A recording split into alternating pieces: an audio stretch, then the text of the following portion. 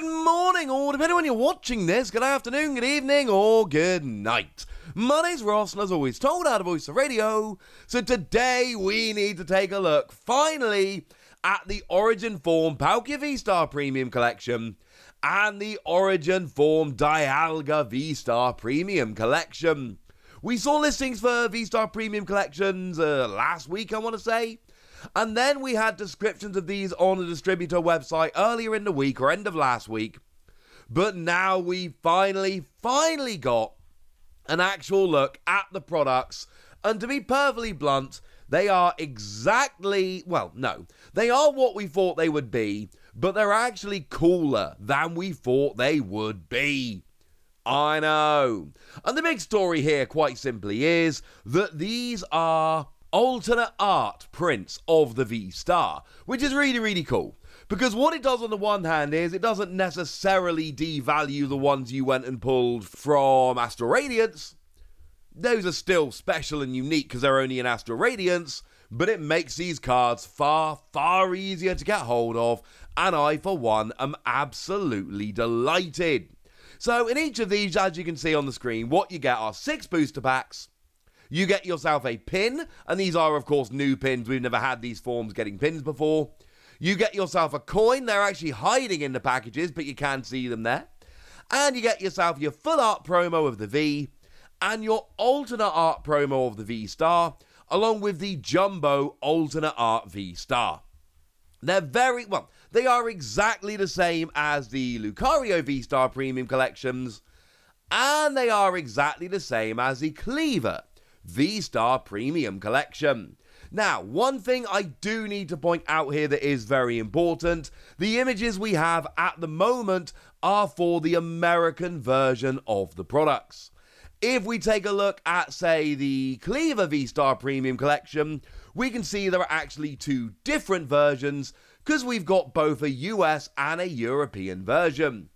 Difference very simply is the European version is missing a pack, 5 rather than 6, and doesn't come with the coin. And we can do the same thing here, having a look at Lucario, exactly the same deal, same product, same card, same promos, etc.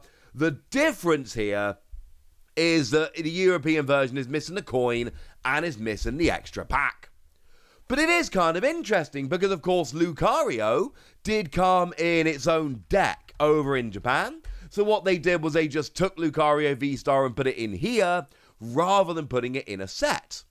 Cleaver, by rights, should have been in Astral Radiance, but what they did was they took the regular version out of Astral Radiance to put into the box, and they did actually then just leave the Rainbow Rare version in, so that was available. So if you buy packs of Astral Radiance, you can pull Cleaver VSTAR, but only the Rainbow Rare version thereof. And then with these, it was weird, of course, because Astral Radiance had Palkia and it had Dialga, and that was a whole question of, well, hang on a second, what's going on? How are those, why are we getting those cards again? Well, the answer is we're not. We're getting alternate arts. And that does then lead to a question of, what about Japan? Because as a general rule, and it is a rule, Japan gets stuff first. Now, there are exceptions. Pre-release promos are often the big ones. We generally get pre-release promos before Japan. And to be fair, there are some of them out there that Japan just doesn't have. Like the amazing Haiganasuke Tapu Lele, as an example. One of my favourite cards artwork-wise in the Sun and Moon block. Just never got released in Japan. That card just never got a Japanese release. You might want a Japanese version of that amazing card. You can't have it. Doesn't exist. Never got released in Japan. And there are some other examples, the tins, for instance. So those Divergent Powers tins we got a little while ago, with the alternate arts of the Hisuian starters, they haven't been released in Japan yet. But Japan have a set coming up called VSTAR Universe. Now, this is a set which hasn't been officially revealed, but we've seen listings, etc., so we know it's coming. And that is going to be an end-of-block set, essentially. So in the same way that Shiny Star V was the end of year 1 of the Sword and Shield TCG, and then we had VMAX Climax, which was the end of year 2 of the Sword and Shield TCG, we're expecting VSTAR Universe to be the end of year 3 / the end of the block as a whole, and this is the perfect time to get all of those weird and wonderful alternate art cards in. I mean, we had, as just a nice little example, there is, or was, a Charizard pre-release promo that came around as part of the Vivid Voltage expansion. And then there was a big question, of course, as to how exactly Japan would get that. Well, that ended up appearing in VMAX Climax, although it didn't have any kind of stamp, it just appeared as the artwork.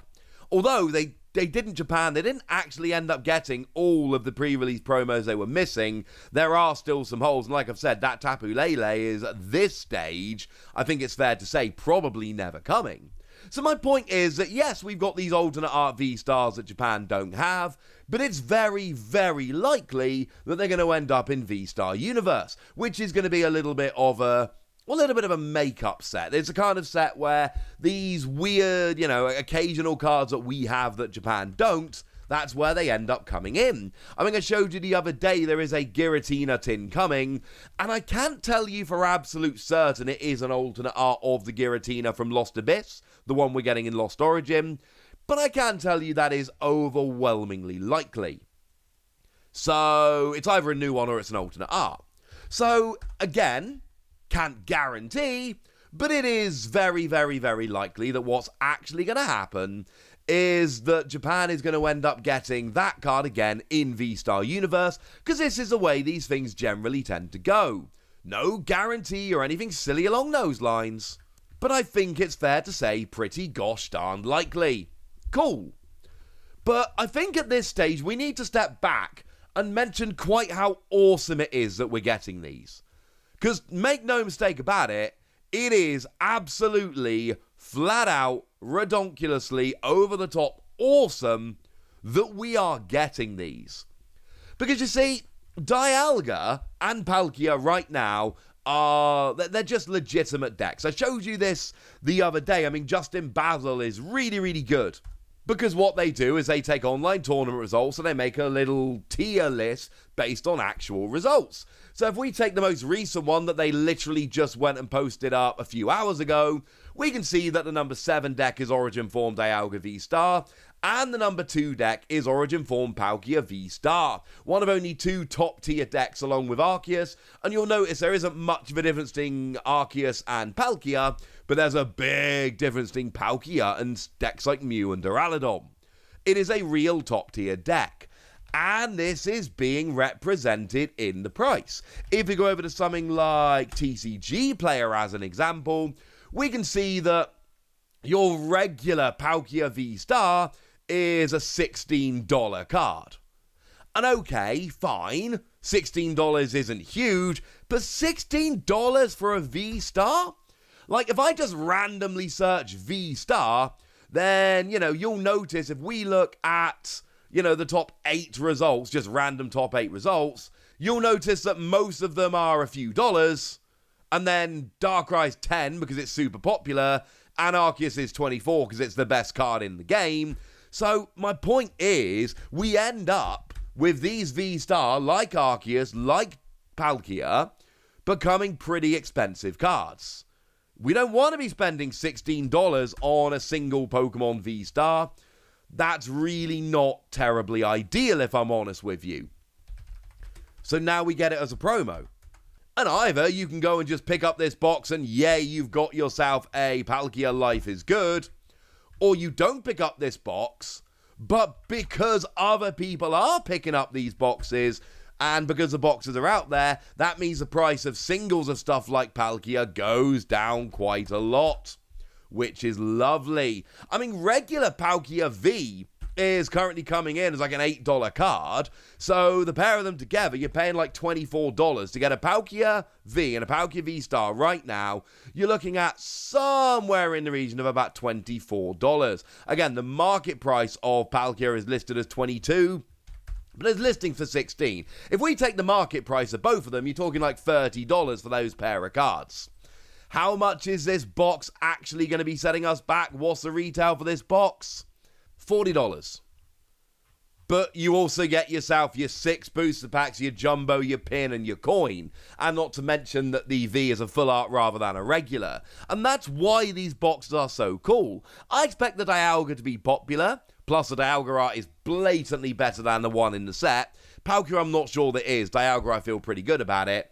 But the fact of the matter is, we've just got a cheaper, easier way to go and get hold of Palkia. And this is what I've been saying all along, and I've said this the other day with the Giratina Tin. There are people over at the Pokemon Company International who are very clearly paying attention to what's good and very clearly making an effort to give us products to make these playable cards more available. Let's not forget, we might not have had Arceus VSTAR in a promo product, but we did have that Arceus V, that amazing alternate art promo. And admittedly, that was because it was a pre-release promo for the game over in Japan, so we had to get it at some point, blah, blah, blah. Point is, if we look at all of the top cards, sooner or later they seem to end up coming as promos. They have done for years now, and this is a wonderful, wonderful thing. I should mention, as well as having an RRP of $40, we also have an official release date of October the 7th. So we have got a couple of months to go, which is a little bit sad, but they'll be here before you know it. But now, ladies and gentlemen, I want to know what you think about these. I want to know how great you think they are. I want to know anything you want to tell me. So let me know in the comment section. Go nuts! Be nice. And then make sure you like this video, subscribe to this channel, follow me on Twitter at TheWasi. That's where we talk about a whole bunch of Pokemon stuff, a whole bunch of card game stuff, a whole bunch of Pokemon card game stuff, all kinds of fun things. And please do consider checking out patreon.com/PTCGradio, where you can join the Discord, chat Pokemon with us, share deck lists, get pretty much weekly bonus pods where I answer all your questions, chat about anything you want me to, and generally have lots of fun. And you can get shout-outs like the lovely Eric Ridgway, who is a very lovely person and gets a shout-out for being a very lovely person. But by far the most important thing, as always, look after yourselves till next time, would ya? Thank you very much for watching. My name's Ross, and you've been watching PTCG Radio.